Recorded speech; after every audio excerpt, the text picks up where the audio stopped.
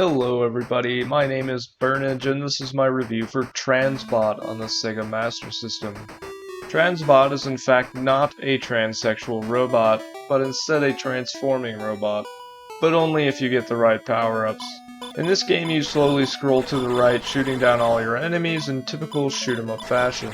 Every so often an arms carrier will drive across the screen at the bottom, and if you shoot it you can get a power-up. The power-up system in this game works much like a roulette wheel. Once you grab a power-up, the letters at the top of the screen will quickly cycle through letters A through G. It will keep cycling until you press button 2 to stop it. Which letter you stop on determines which power-up you get. A is your standard weapon with infinite ammo that you start with. All other weapons have very limited ammo, and when you run out it will revert back to this weapon. The fact that you can even land on this is kind of lame. You spun the Wheel of Fortune and you lose a turn. B is a blue circular beam gun. It shoots faster than your standard fire, so it's a little better. C transforms you into a robot form that fires sword beams, and honestly being a robot just makes you a bigger target, so it's really not that good. Sword beam, however, is probably the strongest weapon in the game, as it shoots a beam that covers about half the screen and goes all the way across. You can pretty much clear the screen with one shot. D is the cannon. It shoots straight and it's really hard to kill enemies with, but it's the only weapon strong enough to take out the Hillen. The Hillen is an armored star-shaped ship and you need to destroy them to enter the second level and fight the boss. Is it just me or does every enemy name in the manual look like an acronym? Hillen, Zelnuk, Gelpar, Bosite, Gilmia? Not to mention the main enemy is called the Lewis.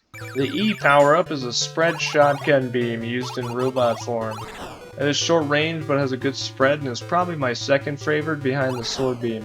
F is a forward and rear shooting beam used in robot form. It's not great normally but excels at taking out enemies that come from behind. And lastly, G is just a health restore for your ship.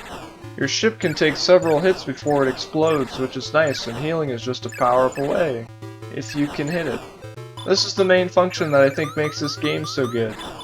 You have the power to keep yourself alive if you have the reflexes and timing under pressure to keep healing yourself.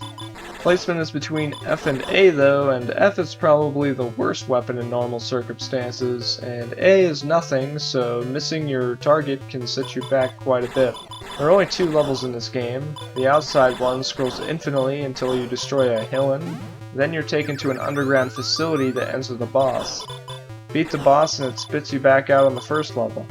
You could just never shoot down the Hillens and stay in the first level forever, but the boss in the second level is worth a lot of points. Seeing as how the game never ends, that's all you have to look forward to. Plus points get you free lives. You get 1 at 40,000 and then 1 every 80,000 from then on. So what do I think of this game? Well, it's certainly well designed. Power-up system is fun and every weapon has a situation that it excels in. Plus all the enemies are very unique and they come from the front and the back of the screen.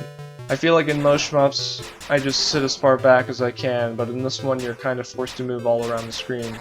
The only complaints I really have is that you move up and down ever so slowly, and there really isn't much content. If you've played this game for 10 minutes, you've probably seen about all there is to see, assuming you did well enough to see all the different enemies. So if you're really into never-ending score-based games, it's definitely worth a look, but otherwise the enjoyment probably won't last very long. Like and subscribe if you support trans robots. Thanks for watching, and I'll see you in the next one.